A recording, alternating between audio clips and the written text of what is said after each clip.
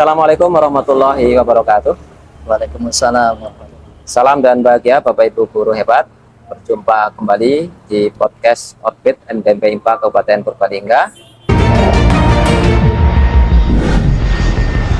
Kali ini kita berbincang-bincang dengan saya selaku moderator. Saya Dwi Sujianto Setiabudi SPD dari SMP Negeri 1 Kecebong. Kemudian sudah hadir di hadapan kita bersama narasumber kita kali ini, yaitu Bapak Dr. Muhammad Saiful Hayat MPD. Beliau adalah Ketua Program Studi Magister Pendidikan IPA Universitas PGRI Semarang. Selamat siang Pak Saiful. Selamat siang Pak Dwi. Bagaimana kabarnya Pak? Sehat? Alhamdulillah baik. Ini baru pertama ke Purbalingga atau sudah? Iya betul, ini memang baru pengalaman pertama buat saya. Sampai di Kabupaten Purbalingga. Ya alhamdulillah kesannya positif ya. Ini sudah tahun lalu sudah mau ke sini tapi berhalangan, dan alhamdulillah hari ini kita bisa bertemu. Oh gitu. Jadi ya, dulu sudah mau pernah ya? Sudah dulu itu diundang oleh Pak Febri itu. Oh gitu ya. Baik, terima kasih Pak Saiful sudah menyempatkan waktu. Kebetulan beliau ini sedang mengisi atau narasumber di seminar pendidikan IPA yang diselenggarakan oleh MPMP IPA, dan di sela-sela waktu istirahat kita minta waktu sebentar pada Pak Saiful untuk berbincang-bincang. Dan hari ini kita bertempat di depan gedung Dekopinda Kabupaten Purbalingga dengan tema bincang-bincang kita kali ini tentang serba-serbi kuliah S2 Pak. Oh iya. Siap ya Pak? Siap. Baik, ini kita akan berbincang secara santai saja tentang bagaimana nanti mungkin motivasi guru IPA tentang kuliah S2, dan juga di Universitas PGRI mungkin ada informasi-informasi yang disampaikan ya Pak. Ya, kami sampaikan dulu. Jadi kalau Purbalingga ini secara kondisi kenyataan guru-guru SMP itu sebagian besar mungkin mencukupkan diri di S1 Pak. Oh gitu. Secara tuntutan kan mungkin belum ada kewajiban untuk S2. Padahal kalau tuntutan kompetensi guru salah satunya adalah profesional. Semakin menguasai materi semakin bagus, semakin baik begitu. Nah, kenyataannya seperti itu. Dan nanti mungkin kira-kira dari Pak Saiful, apalagi juga dengan perubahan kurikulum ya Pak. Kurikulum Merdeka. Purbalingga termasuk yang sudah melaksanakan di bersama-sama 2 tahun ini, dan ini tahun yang ketiga. Di kurikulum dulu mungkin ya Pak, Pak Saiful mungkin ada pandangan ataupun pendapat lah ya tentang kurikulum Merdeka ini. Mungkin tantangan bagi guru-guru IPA di Purbalingga khususnya ataupun di seluruh Indonesia tentang kurikulum Merdeka ini, tantangan terberatnya itu apa itu Pak? Oke, baik. Terima kasih Pak Dwi ya. Kita ngobrol santai ya. Siapa? Ini tadi pertanyaannya kita awali dari kurikulum. Sebetulnya kurikulum apapun yang diterapkan itu pada prinsipnya bagus ya. Hanya terkadang kita ini kalau ketemu yang baru-baru atau yang berubah-berubah, itu sudah belum apa-apa sudah antipati, ada kekhawatiran, karena bebannya dulu yang dipikirkan gitu. Betul. Sementara kalau misalkan kita cermati, ya banyak nyamannya ya di kurikulum baru ini. Tapi juga ada yang tidak nyamannya. Misalkan salah satu contohnya menambahnya beban untuk mengisi itu ya, kinerja-kinerja dari guru itu. Prinsip apapun kurikulum yang diterapkan, kita belum tahu ke depan apakah kebijakan akan tetap ataukah berubah gitu ya. Namun pada prinsipnya kita harus adaptif Pak. Jadi tantangannya adalah ada pada SDM kita sendiri gitu ya. Selama kita bisa mengadaptasikan diri, saya yakin bisalah survive ya. Ketika mengajar, misalkan sekarang tuntutannya kan sudah lebih banyak menerapkan teknologi dalam mengajar. Kalau kita adaptif, saya kira tidak akan sulit ya. Gitu. Intinya mau belajar lah gitu. Kembali ke guru lagi ya. Betul. Awalnya. Maka memang tidak salah kalau guru itu harus selalu mengembangkan kompetensi. Nah, itu yang kata betul sekali gitu. Nah, nih baik. Lanjut nyambung itu Pak. Ini kalau pengembangan kompetensi dengan cara formal kan kita harus kuliah melanjutkan pendidikan begitu di S2. Cuman memang ada beberapa tantangan ini. termasuk motivasi begitu ya. Ya, ya. Mungkin bagaimana ya cara memotivasi guru kita itu supaya bisa kuliah S2 atau melanjutkan pendidikan. Baik, terima kasih Pak Dwi. Nah, berkaitan dengan itu, seringkali kita itu tergerak manakala kalau sudah ada kewajiban, manakala sudah ada kebijakan atau ketetapan, gitu ya. Intinya tuntutan lah. Tuntutan. Seperti ini sekarang mau tidak mau guru harus mengisi kinerja, Betul, terus PMM. Itu kan ada tuntutan kan? betul, betul. Nah, kalau tidak ada tuntutan nggak mungkin dikerjakan deh, gitu. Agak susah. Sama ini juga. Kenapa kok selama ini geliat guru, mungkin kalau kita persentase mungkin masih 30%-an yang lanjut studi ya, studi lanjut itu ke S2. Karena belum ada tuntutan yang mengikat. Dan ini isunya ke depan itu sudah mulai ada tuntutan mengarah ke situ ya, dalam artian ada kebijakan yang mengarah itu. Karena saat ini pun sebetulnya sudah ditetapkan kebijakan untuk guru itu harus pasca sarjana. Oke. Namun kalau kita cermati, pasca sarjananya baru PPG yang diwajibkan ya. Ya, ya. Maka sekarang tidak heran kalau kementerian ya, kalau negara di bawah kementerian itu memasifkan program PPG baik dalam jabatan maupun prajabatan dengan tujuan adalah agar memenuhi persyaratan itu. Nah, ke depan bisa jadi ketika kebijakan yang masih PPG itu sudah cukup merata, bisa jadi tuntutannya jadi meningkat untuk studi lanjut gitu ya, untuk ke pasca sarjana yang S2 yang lebih formal. Bisa memungkinkan begitu. Sangat ya? memungkinkan seperti itu gitu. Nah, artinya kalau misalkan kembali ke yang tadi, kalau kita nggak cukup siap dan adaptif, ya akhirnya tertinggal gitu. Kalau sudah tertinggal biasanya kita kecil hati gitu. Ya sudahlah, saya cukup seperti ini aja gitu ya. Zona nyaman gitu ya, Pak. Betul gitu. Baik, baik. Nah, ini berarti perlu ada motivasi internal dan juga mungkin kemungkinan eksternal itu Ya, tetap kebijakan salah satunya. memungkinkan ya. Betul, betul, betul. Nah, mungkin kalau Pak Saiful ini bisa ada cerita pribadi mungkin Pak ini Ya. motivasi sampai sekarang, posisi sekarang kan sudah menjadi ketua prodi. Ya. Ini kan tentu pencapaian yang tidak mudah bagi Betul, Pak betul. Saiful. Nah, ini mungkin teman-teman kadang butuh sosok inspirasi begitu ya, inspiratif yang kira-kira bisa, wah ternyata bisa juga ya gitu. Ya, Mungkin ada cerita pribadi Pak dari awal kemudian kok sampai posisi Ya. sekarang ini. baik, singkat aja mungkin ya. Kalau diceritakan singkatnya, saya itu latar belakang anak petani. Bahkan relatif bukan pemilik tani, tapi lebih ke buruh ya. Saya anak ke-6 dari 8 bersaudara. Semua saudara saya rata-rata sebelum saya itu tidak kuliah, kecuali kakak saya persis itu yang perempuan akper ya. Artinya kan belum S1 ya saat itu. Dan itu pun luar biasa tidak mudah. Saya pun kuliah nekat. Singkatnya, ketika kuliah, alhamdulillah kok ternyata aslinya saya itu tidak bercita-cita ingin jadi guru, Pak. Nah, itu pun masuk ke dalam perguruan tinggi, mengambil jurusan keguruan tuh juga kesasar aslinya gitu. Namun dijalani, alhamdulillah jalan begitu terbuka, bisa sampai studi lanjut S2, berjalan begitu saja. Yang awalnya orang tua tidak mendukung karena ekonomi, dan ternyata akhirnya support gitu ya. Dan alhamdulillah langsung keterima jadi dosen gitu ya. Karena S2 itu sangat mungkin lebih terbuka ya ruang kerjanya. Nah, ini terutama untuk guru-guru yang mungkin masih belum terikat memiliki NUPTK ya Pak ya. Ya, itu mungkin masih sangat terbuka. Kalaupun misalkan untuk jadi guru-guru yang sudah jadi guru itu jangan justru malah lebih bagus ya Pak. Iya. Karena kan perhitungan apa itu disebutnya Pak, PAK ya?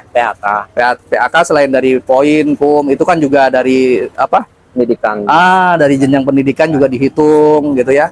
Belum lagi untuk menjadi pimpinan di sekolah lebih diperhitungkan. Seperti tadi saya cerita di ruang seminar, saya punya mahasiswa, terhitung ini sudah ada 3 orang, yang satu itu belum juga lulus, baru menjelang ujian tesis langsung diangkat jadi kepala. Yang 2 persis begitu mau wisuda itu langsung diangkat jadi kepala sekolah. Gitu. Yang 2 itu kebetulan negeri, salah satunya yang dari Grobogan itu. Iya. Di hari H ketika wisuda, malam harinya tuh pamitan, Pak mohon maaf nggak bisa ikut wisuda. Nah, kenapa? Karena saya diangkat jadi kepala. Masya Itu Allah. luar biasa. Artinya memang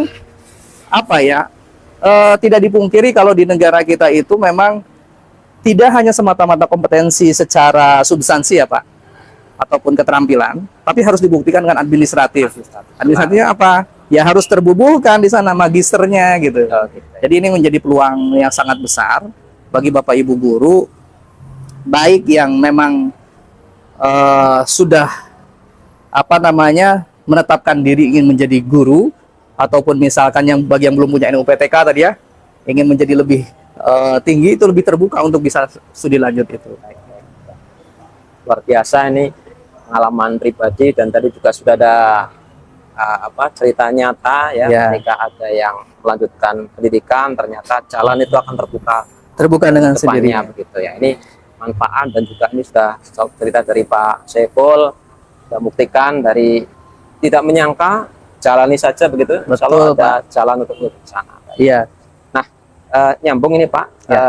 Ini kalau teman-teman dari Purbalingga ini ingin informasi begitu tentang kuliah S2 di UPIS, mungkin ini sudah ya kalau bisa diceritakan begitu, sudah berapa tahun atau mungkin apa, dan sarana prasarana dan sebagainya mungkin di UPIS tentang Magister Pendidikan IPA ya Pak. Iya. Mungkin bisa diceritakan Pak. Ya baik, terima kasih Pak Dwi.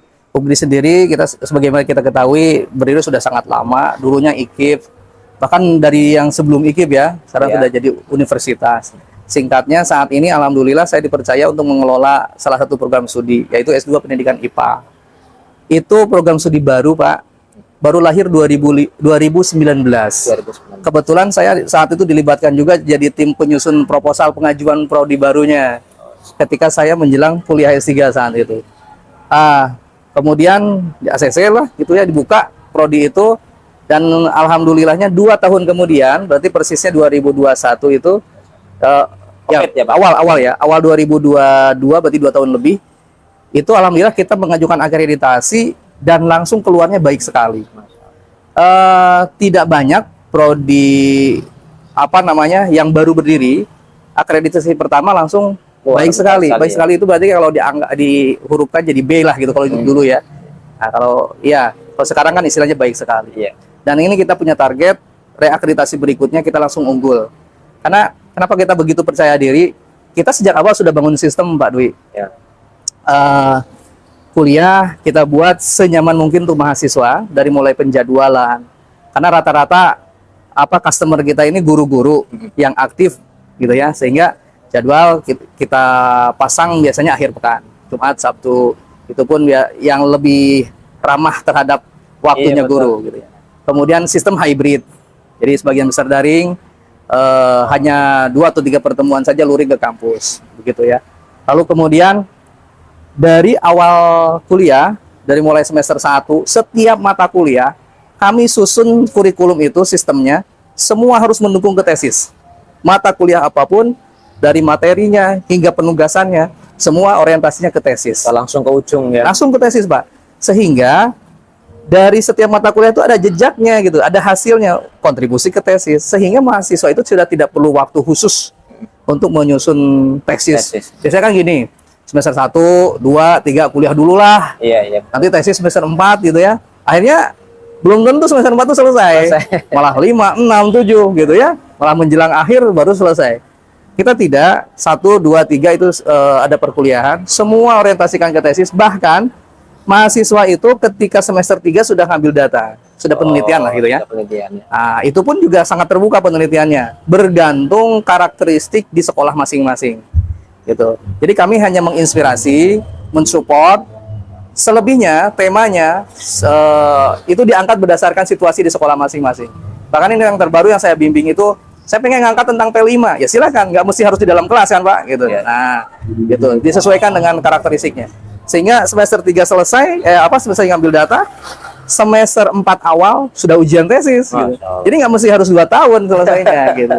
Bisa cepat berarti. Bisa cepat, karena kan gini, yang penting kita memenuhi persyaratan yang dituntutkan oleh kementerian, bahwa ijazah S2 itu bisa dikeluarkan manakala sudah menempuh masa studi 3 semester lebih 1 hari gitu ya. Berarti kalau gitu 3 semester selesaikan nih mata kuliah, termasuk ngambil data, semester keempat di awal udah langsung ujian. Langsung bisa ya. Iya gitu. Jadi nggak perlu lama-lama gitu.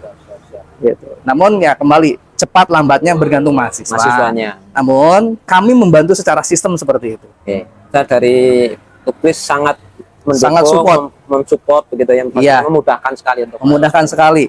Bahkan kami selalu mengawal mahasiswa, misalkan tidak ada kabar nih lebih dari 2 minggu, kita susuli lewat WA. Iya. Nggak direspon, tak telepon. Mau diselesaikan? sampai Iya. segitunya ya. Iya. Dulu Itu- kita kan mau ketemu dosen aja susah begitu. Ya, ya artinya memang saat ini paradigmanya sudah Berubah ya. bergeser ya Pak, sudah berubah gitu ya. Artinya sejak awal kita komit bersama, mahasiswa pengen kuliah, pengen dapat ijazah, yuk kita bareng-bareng. Kita pun juga demikian, openi lah istilahnya gitu ya. Oke, baik. Tadi saya tertarik gitu, ada hybrid itu ya untuk Hybrid. kuliah. Ini kan kendala di guru itu satu masalah dana, dua masalah Waktu. jarak ya. Oh, Dan jarak, kita mungkin betul, waktu betul, juga betul, begitu. betul, Nah, ini betul. dari UPRIS memang sudah memfasilitasi itu semuanya sehingga Sudah, sangat memungkinkan. betul. Jadi kita memang sistem itu sudah termasuk mitigasinya. Sistem itu kita bangun termasuk dengan mitigasinya. Tadi hybrid itu kelihatannya sangat nyaman untuk mahasiswa. Bahkan Pak Dwi jangan khawatir, jangankan Purbalingga ini masih Jawa Tengah loh Pak. Masih Jawa Tengah. Kami ya? punya mahasiswa dari Kalimantan 5 orang. Tadi yang saya ceritakan ya, Kalimantan 5 orang. 5 orangnya sudah lulus dan 4 orang sudah jadi dosen tadi saya ceritakan tadi. Oh, iya, iya. Mereka selama ini kuliahnya bagaimana ya, daring gitu ya. Kemudian kesininya bagaimana? Nah itu melalui perizinan ya. Kalau misalkan tidak dapat izin dari pihak sana, ya sudah berarti dikasih toleransi gitu ya. Nah, nanti kesini ketika ujian tesis sama wisuda. Oh. Kita juga punya mahasiswa Papua ada 2 orang. Bahkan dari Libya dapat 3 orang kita. Luar negeri. Mahasiswa luar negeri Libya lagi. Apa namanya? Saat ini kan sudah disrupsi ya Pak. Ya. Kita pun juga nggak bisa membatasi kan, apalagi kan diharuskan ada mahasiswa dari internasional Iya. gitu. Kita fasilitasi gitu, dan saya rasa tidak ada batasan gitu. Oke. Iya. Oke, mantap sekali. Teman-teman dari Purbalingga, jangankan dari Purbalingga, ini dari luar negeri ya. Luar Papua, negeri, Kalimantan bisa luar semuanya. pulau. Tadi saya ceritakan dan Kalimantan kita sudah dapat 5 mahasiswa, Papua 2, terbaru juga yang baru lulus ini dari Maluku, Ambon. Ini kebetulan bimbingan saya sendiri. Tadi Mas Willem yang saya tunjukkan fotonya, Ya. malah dapat hibah Pak. Hibah dari Dapat hibah dari kementerian, ketika penelitian dapat 25 juta. Oh. Nah, kita kuliah biaya totalnya 22 juta, dapat hibah 25 juta, Malah berarti 3 juta. Malah surplus. Gitu. Selain itu publikasi artikel ditanggung dari situ. luar biasa. Gitu. Artinya tidak ada alasan ya, Pak? Tidak ada alasan. Dan satu hal lagi, prestasinya mahasiswa itu begitu belum lulus kemarin, langsung ditunjuk jadi duta teknologi di daerah Ambon, yang menunjuk dari kementerian, karena melihat track recordnya itu. Masya Allah. Nih, sangat inspiratif, sangat informasi yang sangat berharga untuk kita semuanya, bahwa ternyata ada kendala-kendala itu tidak menjadi kendala begitu. Betul. Bahkan dari Purbalingga, jangankan Purbalingga, Maluku, Papua, bahkan dari luar negeri pun bisa begitu. Maka ini kesempatan yang sangat bagus sekali Pak Saiful, bahwa informasi ini disampaikan kepada teman-teman di Purbalingga. Ya. Ini terima kasih sekali Pak ini Sama-sama. atas informasinya, dan kita jadi belajar banyak tadi inspirasi-inspirasinya. Dan mungkin ini terakhir Pak, Ya. karena sudah cukup lama kita juga Ya. berbincang. Mungkin ada kesan untuk teman-teman guru di Purbalingga supaya tetap berkembang untuk kedepannya begitu. Ya, baik. Terima kasih Pak Dwi. Bapak Ibu guru yang semangat untuk bergerak terus ya. Lepas sudah menjadi guru penggerak ataupun tidak, tapi semangatnya tentu kita harus selalu bergerak. Salah satu yang membuat kita bisa survive adalah kita harus adaptif. Berarti harus bisa menyesuaikan dengan tuntutan zaman ya, Pak. Nah, gimana caranya? Harus bisa meningkatkan rating diri. Dengan cara apa? Belajar. Belajar memang bisa melalui workshop, seminar, tapi saya rasa itu tidak cukup ya, tidak cukup untuk bisa membekali kita, gitu ya. Nah maka studi lanjut menjadi salah satu opsi dan solusi Bapak Ibu.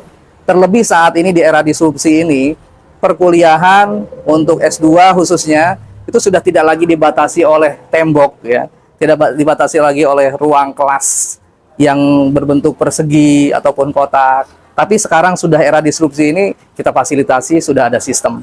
Kita sudah ada SPADA namanya. SPADA itu Learning Management System kita. Yap. Jadi nanti presensi, link perkuliahan, tugas, materi semua ada di situ, termasuk asesmen penilaiannya juga ada di situ.